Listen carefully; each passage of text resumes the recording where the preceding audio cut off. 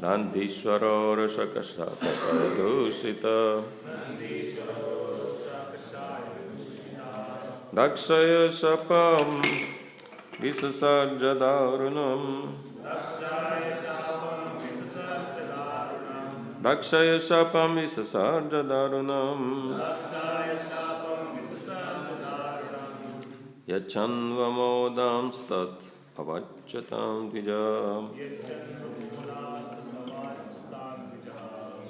Yachanvamodam Stat Avachatam Dvijam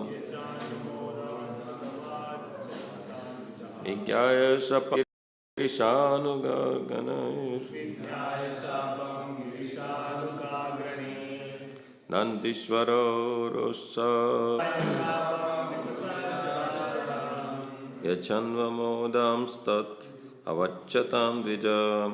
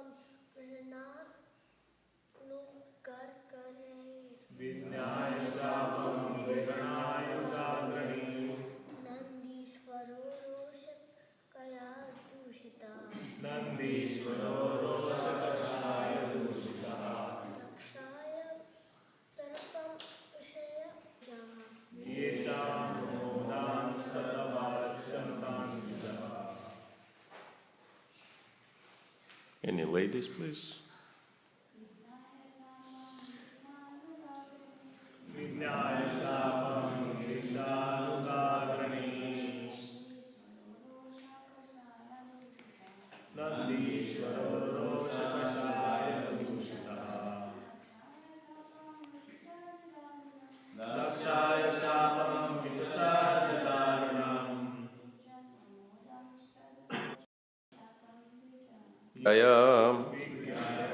Understanding. Shapam, the curse. Girisha, of Shiva. Anuga Agrani, one of the principal associates. Nandishvara, Nandishvara. Rosha, anger. Kashaya, red. Dushitaham, blinded. Dakshaya, to Daksha. Shapam, a curse. And Anvamodan, tolerated. Tatavachatam, the cursing of Shiva. Dvijaha, Brahmanas. Translation and purport by His Divine Grace, A.C. Bhakti Swami, Srila Prabhupada Ki Jai. Upon understanding that Lord Shiva had been cursed, Daksha and all the Brahmanas present there who had tolerated Daksha's cursing Shiva in harsh words. Purport. There is a long-standing dissension among some of the neophyte Vaishnavas and Shaivites. They are always at loggerheads. When Daksha cursed Lord Shiva in harsh words, some of the Brahmanas present might have enjoyed it because some Brahmanas do not very much admire Lord Shiva. This is due to their ignorance of Lord Shiva's position. Nandishwara was affected by the cursing, but he didn't follow the example of Lord Shiva, who was also present there. Although Lord Shiva could also have cursed Daksha in a similar way, he was silent and tolerant, but Nandishwara, his follower, was not tolerant. Of course, as a follower, it was right for him not to tolerate an insult to his master, but he should not have cursed the Brahmanas who were present in that great assembly. In other words, the material field is so unsteady that even personalities like Nandishwar, Daksha, and many of the Brahmanas present were infected by the atmosphere of anger. Vijaya Shapam Girishano Gagranir Nandishwaro Rosa Kashaya Dushita Dakshaya Shapam Visasar Jadarunam Ye Chanmamodam Stat Avachatam Dija. Upon understanding that Lord Shiva had been cursed, Nandishwara, one of Lord Shiva's principal associates, became greatly angry. His eyes became red, and he prepared to curse Daksha and all the Brahmanas present there, who had tolerated Daksha's cursing Shiva in harsh words. So, continue studying the history of Vaishnava Parad. Actually, the best of all the Puranas. History is given for us to learn from history, but it also says that the greatest lesson from history is that nobody learns from history, right? People want to make their mistakes and then correct their mistakes by doing other mistakes, as Prabhupada says. And nevertheless, it's explained, since Bhagavatam is meant for liberated persons, and we have quite a few liberated people present here for Bhagavatam class. And so, actually the most intelligent people are meant to learn by hearing. And so, hopefully, this discussion will be enough for us to learn this very important lesson. Of course, first of all, not to commit any Vaishnava parads. And second, learn how to respond properly. And learn how to utilize scriptural injunctions according to time, place, and circumstance. It is called intelligence because one of the functions of intelligence is ability to discriminate. Upon hearing the blasphemy of Lord Shiva, one of his principal associates, Nandishwar, became angry. And Srila Prabhupada explains in the purport that it is quite right, it is quite appropriate, because it is explained in the scripture that upon hearing the blasphemy of either Krishna or pure devotee, it should not be tolerated, because if we tolerate, then we share the reaction for the offense. And so one cannot tolerate. And scriptures describe 4 possible responses to the blasphemy. It says that if someone hears the blasphemy of the great soul, according to one's position, one should respond in one of the 4 ways, because the blasphemy is so poisonous. If Shudra hears the blasphemy, he should commit suicide. Vaishya should, excuse himself and leave the place. Kshatriya should cut the tongue of the offender, and Brahmana should convince the offender. With preaching, he should help him to change his mentality with the association. And of course, we should understand that what's the most appropriate approach for us as devotees. That devotee means Brahmana, right? Vaishnava means Brahmana. Actually, Vaishnavas are the best of the Brahmanas, and this is what Srila Prabhupada, this was the purpose of Srila Prabhupada's creating ISKCON. He said very clearly that human society has everything but missing the head, right? So that's why it doesn't know the direction, doesn't understand the purpose. And so that's why we need to train the head for the society, spiritual head, brahmanas. And so natural response for a brahmana is to help person to become convinced. But we can see here that Nandishwar responded in an angry way.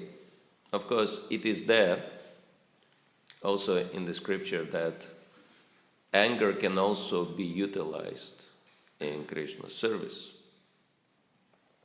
And the prime example in the scripture for us is Arjuna, because Srila Prabhupada explains that Arjuna had to fight and kill for Krishna. He was saying that you will never find picture of Arjuna with his bead bag sitting somewhere in the temple room and chanting his rounds, right? No, Arjuna's service to Krishna was to shoot arrows, right? And killing people. And of course, you cannot do that without any anger. So Arjuna was utilizing anger in the Lord's service. And Srila Prabhupada also gave an example of Hanuman, who burned the entire city of Lanka. So he employed anger in the Lord's service. And many times these examples are used as excuse. Okay, I have anger, so I'll use that in the Lord's service. If someone disagrees with, and unfortunately we had these episodes when devotees were trying to use their anger in Krishna's service, and I think these episodes greatly damaged reputation of the movement. And actually, reputation, if we want to impress the society at large with the importance of this movement, we should understand that the most powerful way to impress the society is what? By good reputation, right? And so, if the movement is suffering due to bad reputation, then how people will take it seriously, right? And so that's why it is very important to understand one very simple thing. Yes, anger can be used in Krishna's service. But in order to use anger in Krishna's service, first, one has to become free from anger. I hope that makes sense. And what's the scriptural confirmation of that? It is very simple. Again, Bhagavad Gita. Bhagavad Gita is our foundation, right? Of course, some people don't take it seriously. They say, oh, Bhagavad Gita is ABC. Prabhupada was calling it ABC of spiritual knowledge. So ABC is not something which people take seriously. But if you think about the analogy, without ABC, what can you do? Can you read? Can you write? Nothing, right? So without knowing ABC, you are stuck. You are illiterate. And so if you are illiterate, you don't have many opportunities in life, right? And so that's why, and it's like ABC, we know all the 28 letters by heart, right? Hopefully. A, B, C, D, E, F, G. And so Bhagavad Gita has 700 verses. Do we know Bhagavad Gita 700 verses by heart. So this is what analogy means. If you take it as ABC, you have to literally know Bhagavad Gita by heart. And if not memorize it, at least know the whole thing so well that you understand, how every part, every verse of Bhagavad Gita is related to practical life, and not just separated verse, but understand Bhagavad Gita as a whole. That's really important. See the connections, because yoga means link or connection. And if someone has fragmental understanding of Krishna consciousness, it's useless. One has to have, as people like to say in modern day and time, holistic understanding. That's really important, because yoga means connection, and so we have to see how everything in Bhagavad Gita is connected. Only then we can become Krishna conscious. And so, same like, in order to compose proper sentence, you have to understand how the words are connected to each other, right? If you just take few words from the senses and randomly put them together, who will understand you?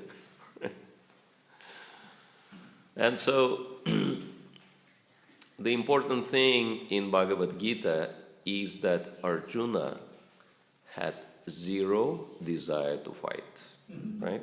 He had zero desire to use the anger for his own sake, right? So he was free from that. And only because Krishna insisted and explained to him properly that he should use his anger and his skills in his service, only then Arjuna agreed, right? And we can see, I think it is very important. You can see how these Kshatriyas, they were fighting, and they were actually appreciating the skills of the opponents, right? And it's described how they were fighting during the daytime, and how at night they were sitting together and having heart-to-heart conversations with the enemies. And so we can understand that the anger used in Krishna's service is controlled anger, which is very different from the mundane anger, right? So before we learn to use something in Krishna's service, we have to become free from that thing. If your hands and legs tied by the rope, can you use that rope? No, because rope is using you, right? So if you want to use that rope, first you become free from that rope, then you can put some laundry on it or something, whatever you want to use the rope for. So that's really important, that in order to utilize these qualities in Krishna's service, we have to become free from the influence of those qualities first. Otherwise, it will create a havoc. And this is exactly what this chapter is going to show. We haven't come to this yet, but I'm sure many devotees have the preview already. Those who read the Bhagavatam, they know what kind of havoc it created, right? It led to Sati losing her life, and it led to, disastrous events on universal scale. Just one, it took just, one proud man, Daksha, in this circumstance, and another angry man, Nandishwar, to cause such a havoc. That's why Chanakya Pandit says, in order to burn the entire forest, it just takes one tree to catch fire, right? And in order to devastate the entire family, it takes one foolish son. So that's why Krishna consciousness is and apply Shastra in the right way. Otherwise, Shastra, another meaning of Shastra is weapon. And so, weapon in the hand of someone who is not qualified, that could create terrible disaster, right? I'm coming from Russia, and in Russia we say it's like monkey with a bomb in hand. You can just imagine what kind of disaster monkey with a bomb can create. And so, monkey should not be given a bomb. But the suitcase with nuclear codes in it. Don't give it to the monkey. That's why, they supposed to be so careful by choosing whom do they, like in nuclear powers, they're supposed to be really careful whom do they choose to be their president, because president is carrying that suitcase with nuclear codes. And so you can just imagine if someone, with all due respect, America appears to be in pretty dangerous situation now. Because the man who has access to nuclear codes doesn't seem to be able to control himself very well. Right? And it could create disaster, just one man could create disaster for the whole planet, right? Can wipe off the life on the whole planet, right? Just with one push of the button, right? Because it's such a responsible position. And to be the ruler of one country is Kshatriya's position. Now you can imagine how much greater the responsibility of a Brahmana is. And now you can imagine how much greater the responsibility of a Vaishnava is, right? Because Brahmanas are above Kshatriyas and Vaishnavas are above Brahmanas. So it places huge responsibility on our shoulders for what we do, for what we say, and what we think, right? And that's why Srila Prabhupada established Bhagavatam classes, because it's supposed to be thinking exercise. It's supposed to be taking these wonderful examples from the scripture and seeing how they are applicable in a modern context, right? In order to be relevant and in order not to make disastrous mistakes. All right, we can discuss that topic further on, depending on the questions or comments from devotees. Yes, Prabhu. Very nice musician. Krishna Das, right? Yes, Krishna Das. If the Bhagavad Gita is the secret of all secrets, if the Bhagavad Gita is the secret of all secrets, then how come it's coming to all of us? Yes, if Bhagavad Gita is the secret of all secrets, how come that it was revealed? Huh? Yeah, I'm repeating. He's saying that if Bhagavad Gita is the secret of all secrets, how come that it was revealed to all of us? Yes, actually it is true that for the reason we explained, Vedic knowledge, Shastra, was not given to anyone and everyone, right? Because it's really dangerous in the hand, like knowledge in the hand of someone who is not qualified can produce dangerous results. And so for this reason, Shastra was not revealed to anyone and everyone, but Bhagavad Gita is studied by pretty much everybody in Kali Yuga. And Krishna says this is the most confidential of all the spiritual knowledge. Well, there are two things. One is mercy of Lord Chaitanya. Lord Chaitanya, because in Kali Yuga no one is qualified, right? It's like Lord Nityananda, he wanted to kill Jagai and Madai, right?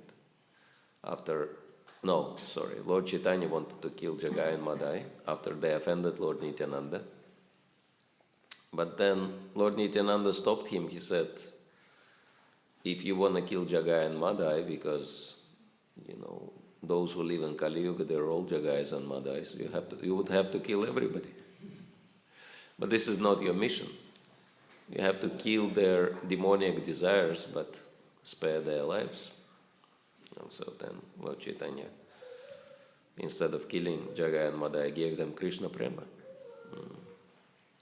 So this is Lord Chaitanya's mercy, that people in Kali Yuga, they're deserving to be killed, but instead they're getting Krishna Prema. And in order to get Krishna Prema, one has to have spiritual understanding. What does it mean to develop my relationship with Krishna? And this understanding is given in Bhagavad Gita. But the other thing is that this knowledge will still remain confidential for those who do not follow the process of devotional service, that Krishna explains that in the end of Bhagavad Gita. He says that this knowledge cannot be revealed to those who are not austere and to those who are not devoted to me. And so, if someone is not devoted to Krishna, or someone is not austere, means one is not following Krishna's teachings, then one will not be able to understand it. Right? So, it is an open secret that if someone does not follow, that it will remain the secret for such a person. Yes? Thank you. Good question. Thank you, Maharaj, for a nice class. I like the way you connected Bhagavatam to the global understanding, how the person has to be spiritually rooted in order to make decisions for everyone. Can you elaborate how we can use this in a household life, in a small unit of a house? Like how can this example of having anger can destroy a family? Mm-hmm. Yeah. How can we protect ourselves from this happening in the house? Very good. How anger can be controlled in the family. Coming back to the roots again, Bhagavad Gita, we understand where the anger comes from. Kama krodha bijayate. This is what Bhagavad Gita says, right? That lust produces anger. Of course, unsatisfied lust produces anger, right? And actually, lust can never be satisfied. That's why sooner or later it will produce anger. Anger can manifest itself in many different ways. Sometimes it says that depression is an anger but without enthusiasm.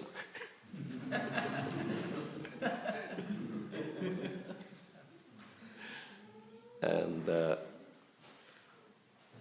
that's why Srila Prabhupada said, devotee is always happy in Krishna consciousness, and you can never see devotee being morose. And if devotee is morose, he is in Maya. Very simple, clear-cut definition. And so, anger manifests itself in so many ways. Grudge, depression, etc., etc. These are all shades and grades of anger, right? Anger basically means I'm dissatisfied with the circumstances, right? And one of the qualities of devotee is santushta, satatam yogi. Devotee is always satisfied, right? So that's why devotee is never angry. And actually, even when the qualities of the devotees are described, those devotees who are dear to Krishna, it's very scientific list given in chapter 12, texts, 13, 14. yeah, starting from 13 to 19. And so, Adveshta Sarabhutanam, Maitra Karunevacha, Nirmamo Nirankara, Samaduka Sukakshami, etc. Santushta Satatam Yogi Yatat Madrita Nishya. The list is giving about 30 or 31. It's a little bit hard to count because some of them are repeated, but it's about 30 or 31 qualities of those devotees who are dear to Krishna. And the first three are very interesting. Adveshta Sarabhutanam, having no envy or enmity towards anyone. Maitra, being friend to everybody. And Karuna, showing compassion towards everybody, right? And so, it's very interesting. Towards whom we tend to have envy? Towards those who are better than us, right? If someone is lower than you in all respects, can you envy that person? You can only envy those who are higher than you, right? But then, towards whom we should have friendship? Towards those who are on equal level, right? And towards whom we should show compassion? Those who are lesser than us, right? So the first three qualities are establishing the fact that if devotee wants to be dear to Krishna, he should have perfect relationships with those above, with those on the same level, and those below, right? Respect for those who are above, friendship for those on equal level, and care and compassion for those who are below. So, and then nirmama nirahankara, right? These things, they naturally follow. Nirmama means not claiming any proprietorship, and nirahankara, not thinking oneself to be something special in this material world, right? And so this is very important. And then, of course, satisfaction comes from that, right? If someone has perfect relationships with everybody. And so, anger comes from lust. So, I think we mentioned that last class, right? That one finger pointing out at the external cause of my dissatisfaction, blaming someone. This is blaming mudra, very popular all over the world, right? That's why we're not using this finger for chanting japa, because this is the finger of the false ego. You and you, okay, do this and that, right? This is, for some people, this is like the working instrument, right? Like some boss, okay. And you can see, someone has very high level of false ego, yes. Okay, here, there, everywhere. So that's why we don't use this finger. And in Vedic culture, if you point at someone, you don't even point the finger, you point the whole hand, right? That's culture. And so, one finger is pointing at outward cause of our problem, but three fingers pointing at us, and we were mentioning how these three fingers, they can help us to understand that we are the problem of ourselves, the pain we experience in this material world. And so this is the most important thing. But of course, these solutions are very important. And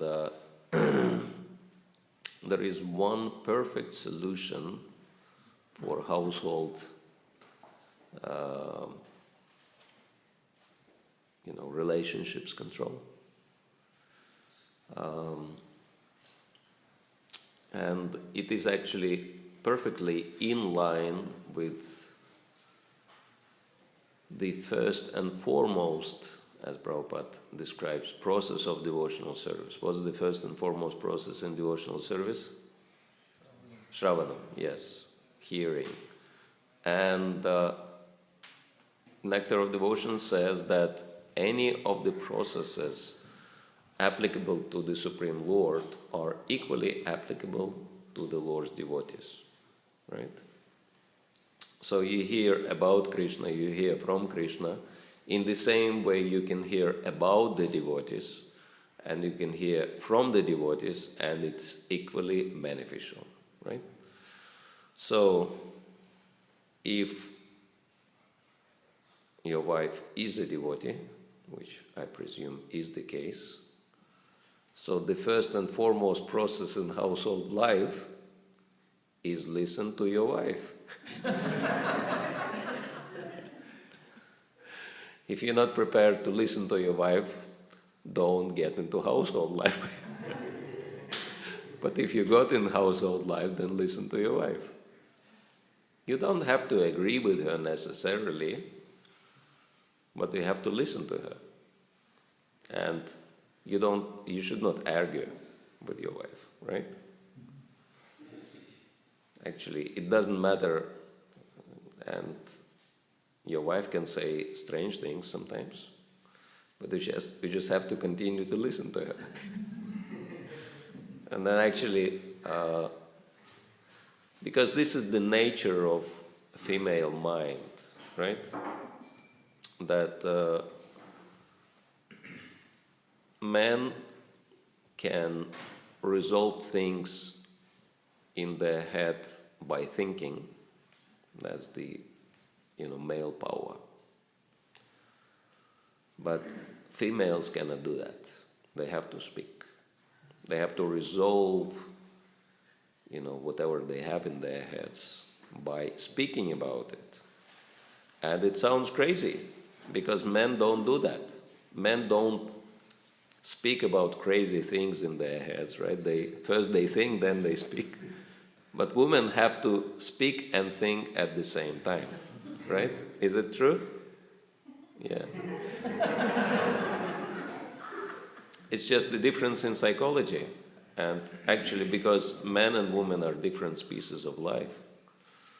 But, it's really important for a family man to understand that, okay, I'm dealing with different species of life here. Aliens in the house, right?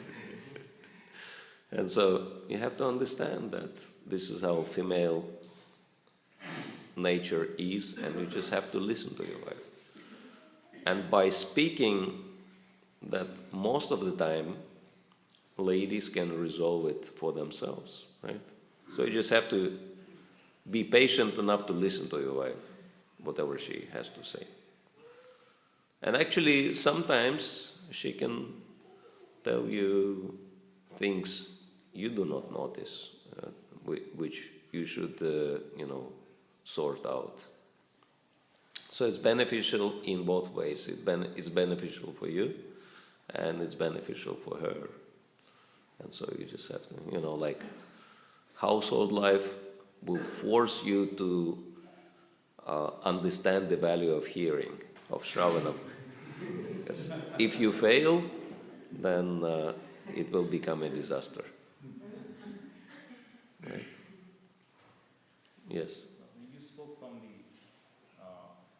woman, listen to the woman, wife in the household. What if the husband is angry all the time? He's kind of, in this case, Daksha is the one who's representing anger here. I mean, I have seen back in the days when the joint family system, the senior men of the family were the most angry because they always had the control of the family and they're always telling people what to do in the whole household.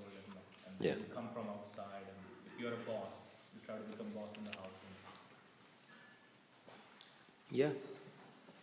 If you're a powerful king with, like treasury of billions dollars worth, and you have unlimited land under your control, etc., etc., Yeah, sure.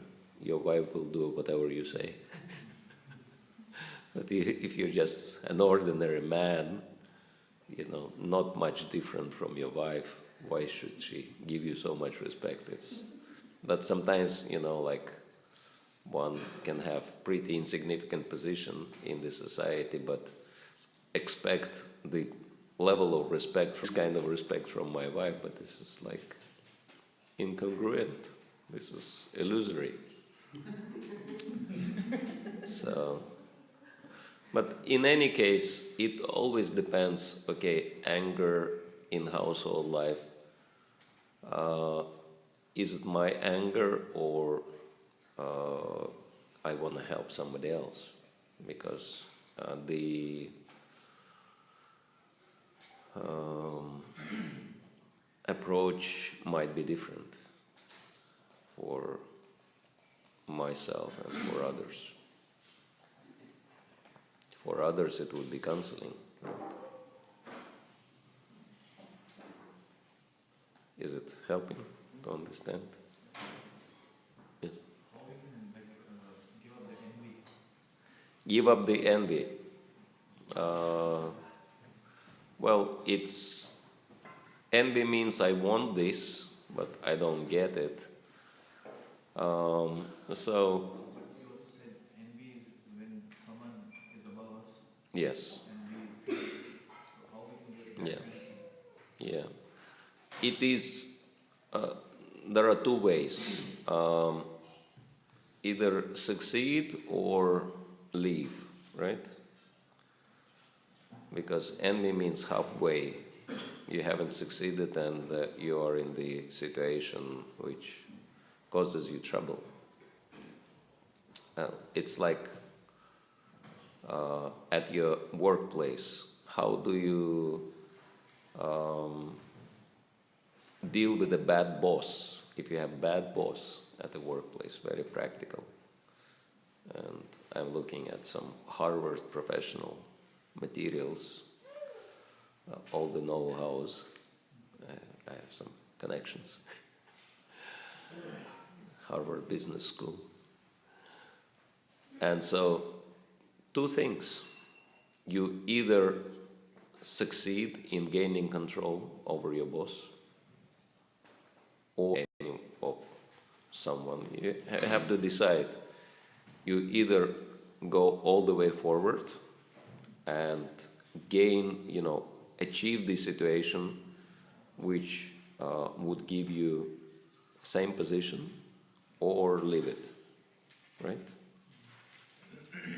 One or the other. So you have to decide where you want to go. You cannot be in between. You cannot cross the river on both boats, right? Especially going in different directions. So you have to decide either or, one or the other boat, which one you want to take. Prabhu? DEF, you say devotional service and Kashifa. My guess, DEF, you say ABC, then DEF. How do you tell a little bit more about DEF? What's that? I couldn't understand. I couldn't follow. D is devotional service or duty worship, D. Mm-hmm. And EF is Ekashi fast, is that right? EF is what? Ekadashi fast. Ekadashi fast. I never heard this explanation.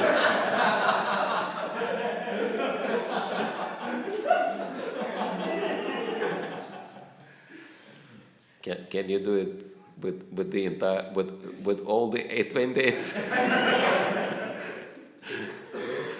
letters? That would be interesting. Prabhu? You mentioned in the class how if we have anger, then unless we learn unless we are free from it, we don't use it in Krishna service. But then there is also a principle in Krishna consciousness that whatever one has, if one uses that in Krishna service, then one gets purified. So how do we Okay, how do you reconcile? what do you do with the anger which is not purified, but how do we use it for our advantage? Become angry at yourself. what a fool I am. How long will I be, will I continue with my conditional, existence? Enough. I have to sort it out. Right. Stop putting yourself in miserable situations, right? Resolve it once and for all. All right. So I think we should stop here. Otherwise, next most important activity is waiting for all the devotees. Grantaraj Srimad Bhagavatam ki jai, Srila Prabhupada ki jai, Gaur Premanande.